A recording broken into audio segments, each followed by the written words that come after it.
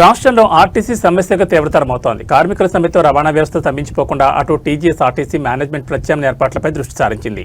ఇందులో భాగంగానే కీలక రూట్లలో బస్సులు నడిపేందుకు ప్రైవేట్ డ్రైవర్లను రంగంలోకి దించింది. ప్రధానంగా హైదరాబాద్ నగరంలో ప్రయాణికుల రద్దీని దృష్టిలో ఉంచుకుని ప్రభుత్వం కొన్ని అద్దె బస్సులను అలాగే ఎలక్ట్రిక్ బస్సులను అందుబాటులోకి తెచ్చింది. అయితే డిమాండ్ తగ్గట్టుగా బస్సులు లేకపోవడంతో సామాన్య ప్రయాణికులు తీవ్ర ఇబ్బందులు ఎదుర్కొంటున్నారు. బస్టాండ్లో గంటల తరబడి వేచి చూడాల్సిన పరిస్థితి ఏర్పడింది. ఒకవైపు ప్రైవేట్ డ్రైవర్లతో బస్సులు నడిపించే ప్రయత్నం జరుగుతుంటే మరోవైపు కార్మికులు తన నిరసనను మరింత ఉధృతం చేస్తున్నారు.